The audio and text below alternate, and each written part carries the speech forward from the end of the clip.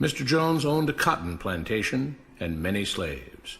One day he was talking to the owner of the plantation next to his, and Mr. Jones was lamenting the fact that times were tough. He was having to work his slaves harder than ever, and was having trouble with some of them being disobedient or trying to run away. The other plantation owner said he knew someone who could help. Day 1. One day Mr. Jones called his slaves together so a man named Mr. Smith could talk to them. Before beginning, Mr. Smith whispered to Mr. Jones, "Whatever I say, do not contradict me or interfere, and I promise you your slave troubles will end." "My name is Mr. Smith," he said to the slaves, "and this may be the happiest day of your lives. From today forward, you will no longer be slaves, but free men." Mr. Jones was so shocked he started to step forward, but Mr. Smith gestured for him to remain silent. He did, only because the other plantation owner had spoken so highly of Mr. Smith's skills. "You are no longer the property of Mr. Jones," Mr. Smith continued. "You are free. No more would you be forced to labor for the benefit of Mr. Jones. Now you can work for yourselves." Now the slaves were all murmuring and looking at each other. Many were smiling, many were looking puzzled. "In fact, you are now free to leave the plantation whenever you want," Mr. Smith said. "However, since we are surrounded by other plantations, if you leave, some other plantation owner will likely claim you as his own the moment you set foot on his property. So I urge you not to risk your newfound freedom by doing something so foolish. Instead, I suggest that you stay here, no longer as slaves, but as willing participants and part owners of this plantation. Yes, this is now your plantation." Mr. Jones bit his tongue to keep from objecting. "For now, we might as well leave Mr. Jones in charge," said Mr. Smith, "since he is the only one with any experience at running a plantation, which is quite a complicated thing to manage. But he will no longer be your master, but just another worker on the plantation. In fact, he will now be using his organizational and management skills to serve you. Whatever problems you may have had with him before, you are now all equals, and you need each other to make this work. If we all cooperate and work together, we can all reap the benefits together. In honor of this happy occasion, I present you this new symbol of togetherness and cooperation, this flag, which shall be the emblem of the new, free Jones plantation." He held up the new flag, but most of those listening were still too amazed to respond. "And this shall be our motto," Mr. Smith announced. "We work together as free men for our mutual benefit, pledging our allegiance to the Jones plantation, which stands for prosperity, liberty, and justice for all. To celebrate, everyone has the rest of the day off.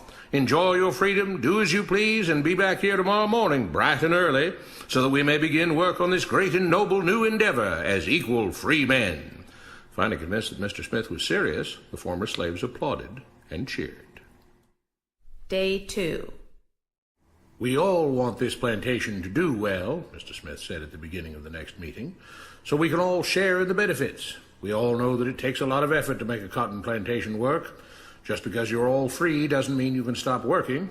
In fact, since you're now working for yourselves, I expect you to work even harder than ever before, but now with pride and joy, knowing that you're working for yourselves. Of course, there still have to be rules. If everyone just does whatever he wants, the plantation won't produce anything. This experiment will fail, and we'll all starve. You should be thankful that Mr. Jones has agreed to stay on to lend his knowledge and skills to this endeavor, and I trust you will all do your own part to make this work. Several of you have been chosen to act as project supervisors to manage different aspects of the operation, to make sure everyone is doing his assigned job, to make sure that the rules are followed, and so on. The rest of you may head out to the fields to start your first day of work as free men." Day 3. The next morning, Mr. Smith had a grim expression on his face as the daily meeting began. "I have an unpleasant duty to do today," he said. "Yesterday, Charles was caught keeping some of the cotton he picked, presumably to sell for his own personal profit. That is against the rules. That is stealing. For that, Charles must be punished." 2 men tied Charles to the whipping post. "I take no joy in this," Mr. Smith continued, "but you must understand, if we do not maintain order, if we do not have rules that we all abide by, then the plantation will fail, and we will all suffer." The whip cracked against Charles' back. "But if we all pitch in for the common good, then we can all prosper. Being free doesn't mean you should be selfish and greedy. We must each do our assigned duties and obey the rules, and then we can all benefit, and each of you will receive your appropriate share of the profits." A young man named Samuel stepped forward. "But if you and Mr. Jones decide the rules and whip us if we disobey, how is that any different from what we had before?" "How can you say that?" Mr. Smith asked. "I'm shocked. You were a slave before, and now you're free. Things still need to be managed and organized by those best qualified to do so. Do you know how to run a plantation, Samuel?" "Well, no," he answered. "But if we're free, why do we get no say in what the rules are and how things work?" "I'm surprised at your ingratitude," Mr. Smith answered. "None of you know how a plantation is run, so you're in no position to be making decisions about how things are done here.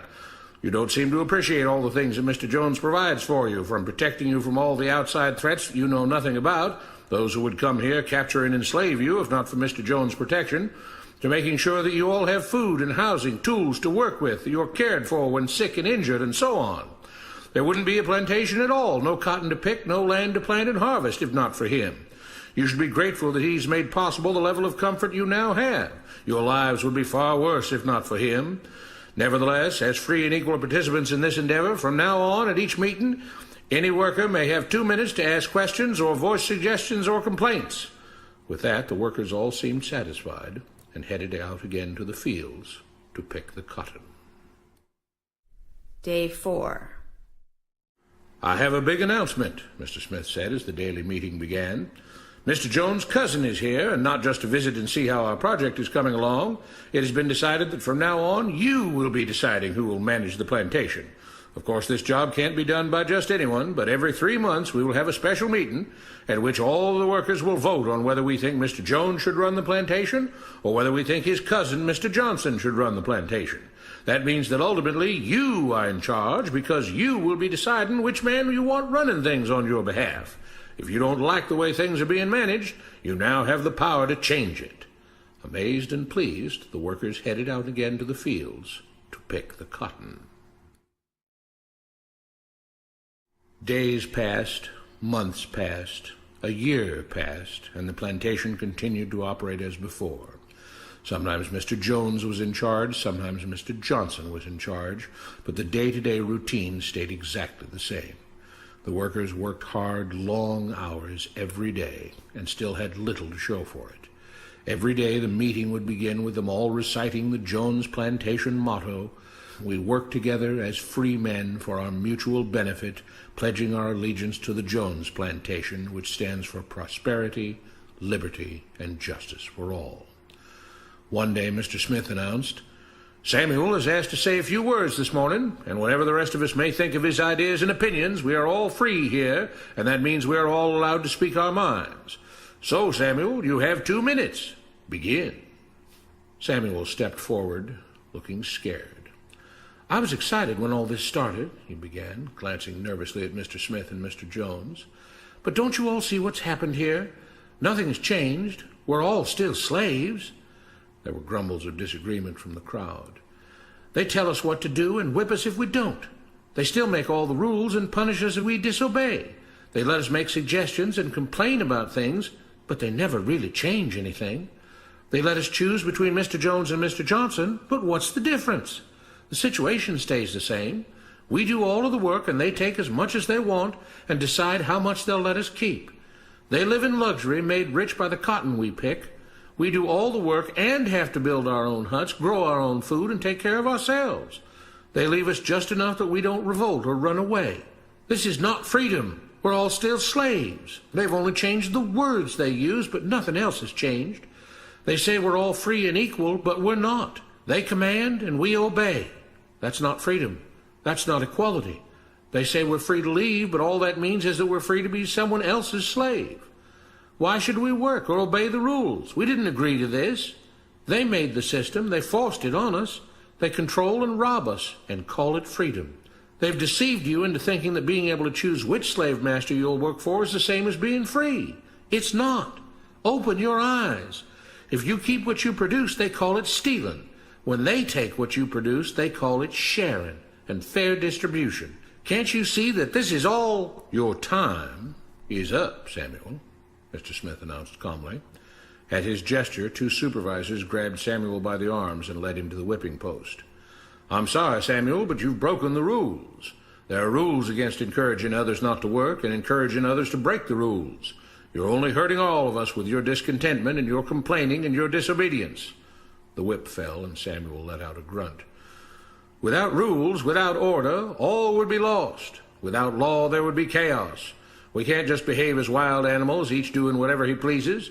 We must all follow the plan and all do our duty for the betterment of everyone. And those who do not must be punished. The whip fell again, and blood flowed freely from Samuel's back.